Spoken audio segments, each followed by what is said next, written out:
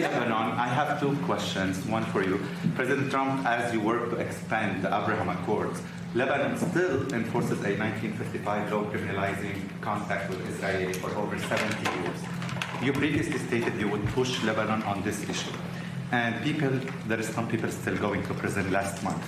So did you raise it you will raise it with President Trump today? Well, the Abraham Accords have been, I think, a tremendous success. I think you're going to see a lot of countries joining pretty soon. As you know, we have our original group, and it's so successful for them. Economically successful. It's been that. Nobody left, even during this time of conflict. So, no, I think Lebanon has a very important place.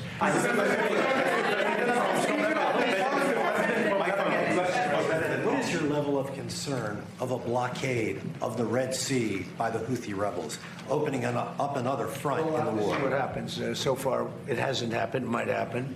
But we take care of things. If something like that happens, we take care of it. You know, we've done that with the Houthis before, and we haven't heard from them in a while since we did what we did originally. It was about 45 days of very powerful action we took against the Houthis.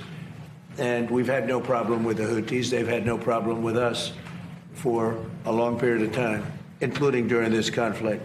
I think that if there is something like that, we'll just have to take care of business. The Speaker of the Lebanese Parliament rejected the agreement between Lebanon and Israel and said it's a sedition. It's going to cause civil war. He's the Speaker of the Lebanese Parliament, and he speaks for Hezbollah. He's Hezbollah's big brother. What do you have to say about that? Well, maybe I'll let you speak to that. Actually, the framework doesn't require the endorsement of the Parliament. Okay, it's part of our constitution. It's a prerogative of the president, and we are committed to it. And I think the Speaker of the Parliament is really wants to see the end of this war. He's from the south, and he knows he did his best to rebuild the south. But unfortunately, the south being destroyed in front of his eyes. So he's actually supportive of what we are doing, but we need to be careful. His position as a speaker and as a leader of the Shia community, we have to understand how critical is his position. But I can tell you that Speaker Berri is a man of state. He's supportive of what we are doing, and he's supportive of ending the state of hostility, ending the war once for all. I think when he sees, because I've heard that he's a good person, good man, and when he sees the progress made, I'm sure he's going to come on. MCI TV from Lebanon. I have two questions, please. When will the Israeli army fully withdraw from Lebanon? Is there a clear timeline for that? And last question, please. Last week you met with the Iraqi Prime Minister and discussed him or described him as handsome and saying he could become one of the best leaders in the Middle East. How do you describe Which one are we talking about? the Iraqi Prime Minister? Yes. How do you describe President? Well, I'd say he's handsome also, and I think he could become one of the most important leaders in the Middle East, actually, if we do this, because they've been trying to do this for decades, right? Decades and decades. So if I made that statement about somebody else, I would put him in the same category. When the Israeli army withdraw from Lebanon, is there a clear timeline? They're in the process of doing that. They're in the process of redeploying into other sections. And again, they get along very well. That was a great agreement they signed with Lebanon. And they're redeploying. Mr. President, the Lebanese army needs help, and the United States said that it's very important for the Lebanese army to take over the villages that Hezbollah withdrew from. How are you going to help them, and how the CENTCOM is going to be speaking about that today. Ensure that they will be in the south. We'll be speaking about that today with your president, and we have some very concrete plans already in store for that, with others going in and helping. But they're also becoming much more self-sufficient. And we will be speaking about that. That's one of the subjects we're going to be talking about. Thank you, Mr. President. My question is, The Lebanese army said today that Israeli forces opened fire in proximity to the Lebanese trying to deploy in one of these pilot zones. This is day 2 of the pilot zones.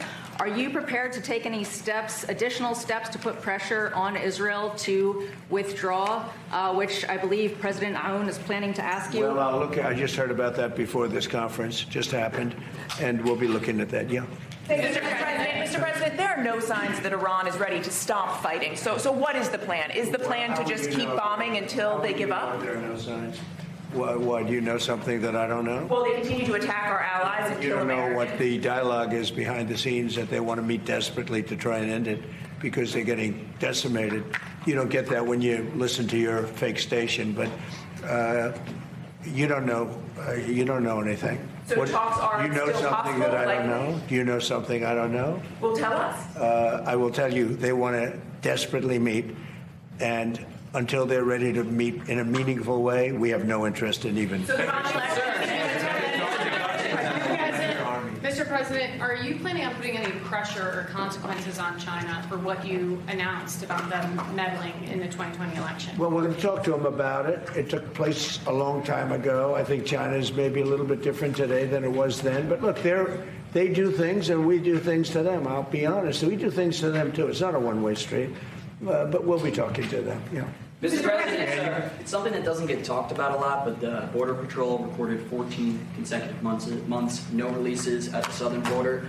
This is something you talked a lot about on the campaign trail, that you couldn't run on the job that you did on the southern border. Do you feel similarly at this point in time with midterms, considering how well of a job you've done? What is the lesson to be learned about Border Patrol? Well, thank you for that question. The fact is, and maybe it pertains a little bit with respect to you and borders and everything else, we had a border that was totally out of control. I probably won the election, at least partially, on the border, would you say? And the border now, we literally in 14 months, I think it came out this morning, actually, it was just announced, and in 14 months we had nobody coming through, zero people. I have to understand, millions came through, and we had 0 people come in illegally into our country. And that's made by people that happen to be Democrats, largely Democrats, the people that do those stats.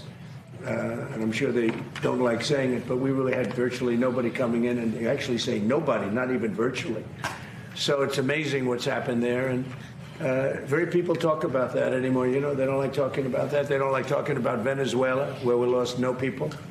I'll be going to Dover for something that I feel is it's a great honor for me to do it. These are people that want it, and they feel like I do, that Iran cannot have a nuclear weapon. Very simple. It's a very simple dictum. They cannot have a nuclear weapon, and they won't have. They're not going to. They have no chance of having a nuclear weapon. And as far as Iran is concerned, I'll let Pete maybe say a couple of words, but we are doing very well. We are degrading them at levels that nobody thought was possible. They're being degraded really so seriously. They did slip something through in Jordan, and if we had other operators, you know, would not happened, unfortunately. But because we have the best equipment in the world, you know, we've stopped almost everything. But when you let other people do your job, with the United States, we let other people do the job, and sometimes it doesn't work out so well.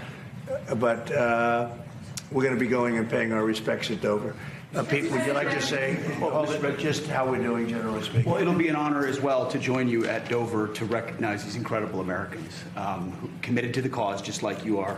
Something no president's been willing to do. 47 years, they built up a conventional capability like the North Koreans did. Remember, that's how North Korea made their way to a bomb. So much weaponry that no one was willing to stand up to them. President Trump was, and it continues to this day.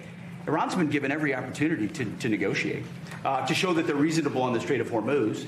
But if they're going to shoot at commercial shipping, then we're going to hit them, as the president said, 10 times harder, which every night we're degrading them further and further. And the president has all the options necessary. If they want to talk, they can talk. Otherwise, they can deal with the War Department, and we're prepared to do that. The blockade is up and fully, I mean, it's nobody gets through. Nobody gets through the blockade. It's like a steel wall.